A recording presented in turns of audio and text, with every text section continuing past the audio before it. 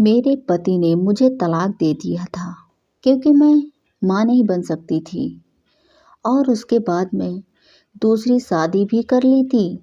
1 साल बाद उसके घर बेटा का जन्म हुआ और उसने मुझे उसके बेटे के पहले जन्मदिन पर बुलाया था ताकि वह यह सब देखकर मुझे बुरा लगे। उसका प्लान मुझे अच्छे से पता चल गया था, इसलिए पार्टी के लिए जाते समय मेरे पास एक लिफाफा था। वह मैंने अपने साथ ले गई। जब मैं पार्टी में पहुंची तो उसने मुझे देखा और मेरे पास आकर कहने लगा कि देखो, तुझे तलाक देने का मेरा फैसला एकदम सही था। आज मैं एक बच्चे का बाप बन गया हूँ।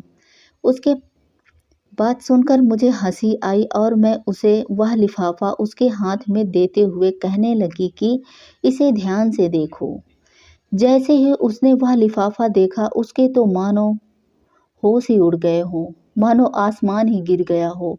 उसके ऊपर मेरा नाम रूपाली है। आज मेरे नंद के बेटे का जन्मदिन के उपलक्ष्य में मैं घर पर पूजा रखवाई थी माँ ने, और मैं पूजा के लिए आई हुई सामान को हाथ लगा दिया था। बस फिर क्या था, मेरी सास ने वह देख लिया और जोर जोर से मुझ पर चिल्लाने लगी कि तुझे उसे सामान को हाथ लगा ही कि दिया। तू तूने इतनी छोटी सी बात समझ नहीं आती कि प्रीति के बेटे के जन्मदिन का पूजा का सामान है और इसे तुझ जैसी बांझ औरत ने हाथ लगाया, वह अपशगुन होता है। या यही ऐसा तो नहीं कि तुझे अपनी नंद का सुख देखा ही नहीं जा रहा है। इतना सुनते ही मेरी आंखों से आंसुओं की धारें बहने लगी। फिर भी अपनी भावनाओं को दबाते हुए मैंने कहा, माँ जी, इससे आगे मुझे कुछ कहा ही नहीं गया। इतने में मेरी नंद प्रीति, जो मेरी नंद कम और सहेली ज़्यादा थी, मुझे ताने मारते हुए कहने लगी कि भाभी, तुमसे इतनी उम्मीद नहीं थी। शायद मेरी माँ बनने की खुशी तुमसे देखी नहीं जा रही है। इतना अपमान सहन करने के बाद मैं उदास चेहरे के साथ अपने पति की तरफ देखने लगी। मेरे पति मुझे बहुत प्यार करते थे। वैसे भी हमारी लव मैरिज हुई थी। मुझे लगा कि वह मेरी तरफ से कुछ तो कहेंगे, पर वह उल्टा मुझे ही सुनाने लगे कि तुम तो प्रीति को अपनी बहन की तरह मानती हो ना, फिर तुम उसके साथ ऐसा कैसे कर सकती हो। उसका ऐसा तोड़कर बोलना, यह सुनकर तो मैं अंदर से पूरी तरह टूट गई थी। क्योंकि कोई भी स्त्री सास और नंद सहन कर सकती है, पर अगर उसका अपना पति, जिसे उसने अपना सब कुछ माना हो, जिसके साथ जन्म रहने की कस्में खाई हो, अगर वह ऐसा कुछ कहे तो फिर वह स्त्री क्या कर पाएगी। मैं रोती रोती जाकर किचन में काम करने लगी। बांझ होने के कारण पूजा साहित्य में हाथ तक नहीं लगा सकती थी, लेकिन एक बहू होने के नाते घर में सभी कामों की जिम्मेदारी मुझ पर ही थी। मैं सोचने लगी कि अगर मैं माँ नहीं बन सकती तो इसमें मेरा क्या दोष है। माँ बनना या ना बन पाना, यह खुद एक औरत के हाथ में थोड़ी ना होता है। मेरी सास एक स्कूल में टीचर थी। मेरे नंद से लाकर रखा था और मेरे पति एक इंजीनियर थी। और मुझे हैरानी इस बात की होती थी कि इतने पढ़े लिखे लोगों के विचार इतने परंपरावादी कि सिर्फ पूजा का सामान को हाथ लगा दिया तो अपशगुन हो गया। मुझे आज भी याद है कि किस तरह मैं और यश पहली बार ऑफिस में मिले थे। मुझे ऑफिस ज्वाइन किए हुए कुछ ही दिन हुए थे। एक दिन मैं ऑफिस में प्रोटेक्शन दे रही थी और बॉस के साथ वहाँ बैठे सभी लोगों मेरी प्रोटेक्शन को काफ़ी तारीफ। यश ने भी वह मेरी प्रोटेक्शन से काफ़ी प्रभावित हुआ था। एक ही ऑफिस में एक साथ काम करते करते हम दोनों को कब एक दूसरे से प्यार में हम दोनों पड़ ही गए, ये हमें पता ही नहीं चला। घर वालों को जब बताया तो उन्होंने भी इस रिश्ते के लिए हाँ कह दी और हमारी शादी हो गई। सास ससुर और नंद को बहुत अच्छा स्वभाव था। इतना अच्छा पति मुझे मिला है, इसलिए मैं खुद को बहुत भाग्यशाली समझती थी। यश ने मुझे पहले ही कह दिया था कि शादी के 2-3 साल तक मुझे बच्चा नहीं चाहिए। पहले लाइफ एंजॉय करेंगे, फिर बच्चों की जिम्मेदारी। और शायद इसलिए घर वाले भी 2-3 साल तक बच्चों को लेकर कुछ नहीं बोले। लेकिन शादी को 5 साल होते ही घर के लोग ताने मारने लगे। घर के सदस्य और रिश्तेदारी मेरे पेट पीछे मुझे बांझ कहने लगे। मुझे बच्चा नहीं हो रहा था, इसलिए यश भी मुझे पहले कुछ नहीं बोला, पर अब वह भी मुझसे ठीक से बात तक नहीं करता था। वह सब मुझे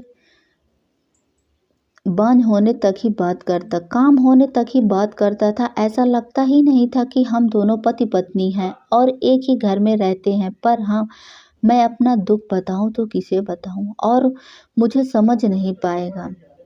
आज हमारी शादी के 8 साल हो गए थे। मैं सोचने लगी कि आज यश अपनी चुप्पी तोड़कर मुझे विश जरूर करेंगे, इसलिए मैंने उसकी पसंद की करोकरी में नाश्ता दिया और उसने नाश्ता भी बड़ी चाव से किया। एक भी शब्द ना कहते हुए चुपचाप ऑफिस के लिए निकल गए। यश के ऑफिस जाने के बाद मैं ऑफिस में फ़ोन करके यह बताया कि मेरी तबीयत ठीक नहीं है। ऐसा कहकर छुट्टी ले लें ताकि यश को भी अच्छा सा सरप्राइज़ दे सकूं। यश ने मुझे एक बार भी नहीं पूछा कि तुम कैसी हो और तुमने छुट्टी क्यों ले ली है ऑफिस से। क्या तुम्हारी तबीयत ठीक नहीं? मैंने रात के खाने में पालक पनीर, कोफ्ते की सब्जी और भी बहुत कुछ बनाया। बेडरूम सुंदर फूलों से और मोमबत्तियों से सजाया और उसकी पसंद की लाल रंग की बॉर्डर की साड़ी पहनी। मुझे आज पूरा यकीन था कि यश आकर उसकी छुट्टी चुप्पी तोड़कर उससे बात करेंगे और मैं उससे बच्चा गोद लेने के लिए राजी कर लूँगी। लेकिन जब वह यश घर आया, उसने एक बार भी मेरी तरफ नहीं देखा। मुझे देखा कि शायद बेडरूम में जाकर विश करेगा, पर सब कुछ उल्टा ही हो गया। विश करना तो दूर, उसने मेरी तरफ देखा तक नहीं। थोड़ी देर बाद मुझे ही रहा नहीं गया और मैं ही उससे बोली कि यश, आज अपनी शादी की सालगिरह है, वह भी भूल गए तुम? यह सुनते ही वह कहने लगा कि अरे नहीं नहीं नहीं, यह दिन तो भूलना भी नहीं चाहूँगा। चाहूँ तो भी नहीं भूल सकता, क्योंकि आज के दिन एक बांझ औरत मेरे गले पड़ गई थी। उसके ऐसे शब्द सुनकर मानो मेरी आंखों के सामने धुंधला सा छा गया था।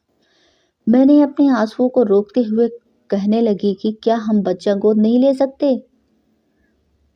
तुमसे मैंने कितनी बार कहा है और इस पर अपनी कितनी बार बात भी हो चुकी है। मैं दूसरे का बच्चा, दूसरे का खून गोद नहीं ले सकता। मुझे मेरा खुद का बच्चा चाहिए जो तुम मुझे इस जन्म नहीं दे सकती। और हाँ, आज अपनी शादी की सालगिरह है तो मैं तुम्हारे लिए अलग ही गिफ्ट लेकर आया हूँ। मैं सोचने लगी कि जो इंसान बार बार ना की रट लगा के रखी है, वो मेरे लिए क्या गिफ्ट लेकर आया होगा। यश ने मुझे एक लिफाफा दिया। मैं भी बहुत उत्सुकता से उसे खोलने लगी। अंदर जब देखा तो उसमें तलाक के पेपर थे।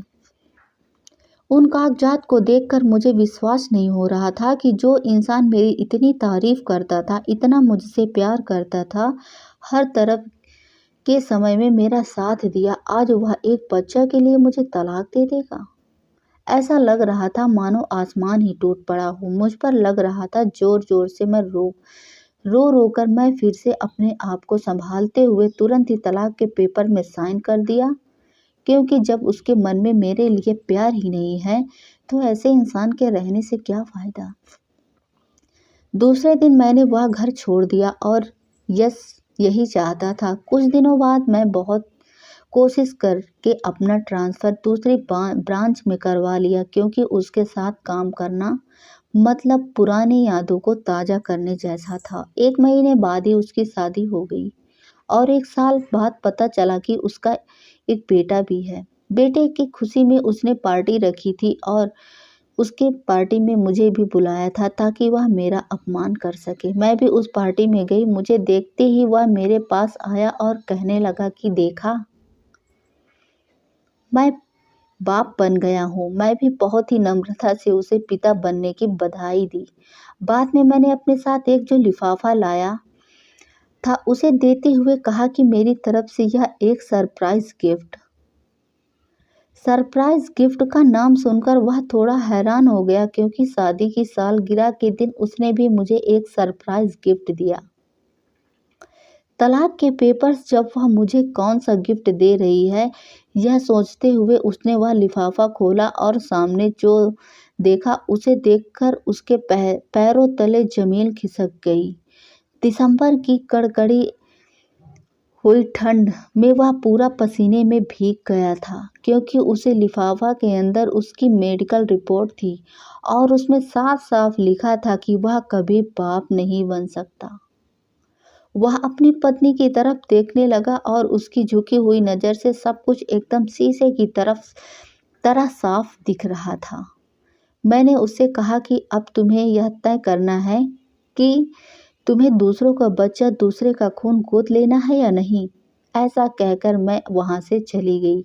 दूसरे दिन वह और उसकी माँ मेरे घर आई। दोनों को कुछ समझ में नहीं आ रहा था कि क्या कहा जाए। फिर वह कहने लगी कि वह मेडिकल रिपोर्ट्स। मैंने उसे बताया कि तुम्हें याद है, हम दोनों ने मेडिकल चेकअप करवाया था और किसी काम की वजह से तुम रिपोर्ट लाने नहीं जा पाए। फिर मैं अकेले ही चली गई थी। इस पर यश कहने लगा कि हाँ हाँ। और फिर घर आने के बाद आने कहा, कमी तुम्हें है। फिर तुम झूठ क्यों बोली? क्यों इतने दिनों तक सभी के ताने सुने? क्या ज़रूरत थी तुम्हें झूठ बोलने की? मैंने कहा, क्योंकि तुमसे प्यार करती थी। मुझे लगा कि जब तुम्हें सच पता चलेगा तो तुम इस बार तो सहन नहीं कर पाओगे और अंदर से पूरी तरह से टूट जाओगे। मैं तुम्हें ऐसी हालत में नहीं देख सकती थी। मेरा क्या कहना था? मेरा क्या था? मेरी तो आदत थी ताने सुनने की, पर तुमसे इस बात को लेकर मुझे सभी के ताने सुनने की आदत हो गई थी। पर जब तुम मुझे सुनाने लगे कि फिर वह मुझसे सहन नहीं हुआ। यश कहने लगा कि तो मैं जब तुम्हें तलाक के पेपर्स लाकर दिए तब क्यों सच नहीं बताया? यश, गलती मेरी है जो मैंने तुमसे इतना प्यार किया, इतना विश्वास किया कि चाहे कोई कुछ भी कहे तो तुम मुझे अकेला नहीं छोड़ सकते। जब तुम्हारा ही प्यार ही खत्म हो गया था तो साथ रहकर मुझे क्या होता? मेरी सास मुझसे कहने लगी कि हमसे गलती हो गई, बहू हो सके तो मुझे माफ़ कर दो और सब कुछ भूलकर हमारे साथ अपने घर चलो। तब मैंने उससे कहा कि बात माफ़ करने या रिहा ना करने की नहीं है, बात अपने अभिमान की है। और अब मैं उस घर में पैर भी नहीं रख सकती। यस, अगले महीने मेरी शादी है और मैं तुम्हें वह सरप्राइज़ गिफ्ट दिया, क्योंकि मुझे देखना था कि यह सब जानकर तुम बच्चे को दूसरे का खून गोद लेते हो या नहीं, क्योंकि जब मैंने कहा था तब तुमने साफ मना कर दिया था। और इसे एक बात पता चलती है कि पुरुष हमेशा ही खुद की कर्तव्य बड़े होने का दिखावा करता है और भोली भोली औरतों को हमेशा नीचा दिखाने की कोशिश करते हैं। पर कमी एक पुरुष में भी तो हो सकती थी। यह भूल जाते हैं और आगे जाकर ऐसे ही व्यक्ति फंस जाते हैं और जब तक सच्चाई का पता चलता है तब तक बहुत देर हो चुकी होती है। जो पुरुष अहंकार के कारण एक स्त्री पर अत्याचार करता है उसके पीछे भगवान होता है। यह बोलना नहीं चाहिए साथियों। जीवन जीते हुए कभी किसी के साथ अन्याय नहीं करना चाहिए और अगर खुद पर अन्याय होता है तो उसे सहन भी मत करना। कुछ भी हो जाए आप उसे मुंह तोड़ जवाब देने की कोशिश करिए। स्त्रियों को दबाने का कोई अधिकार नहीं है और उसे जीने का पूरा अधिकार है। वो खुशी से अपना जीवन खुद जी सकती है और उसने ये तय कर दिया है। तो दोस्तों, ये रही आज की हमारी कहानी। उम्मीद करती हूँ दोस्तों आपको बहुत अच्छी लगी होगी। अगर अच्छी लगी हो तो कमेंट बॉक्स में हमें अपनी राय ज़रूर दें। धन्यवाद।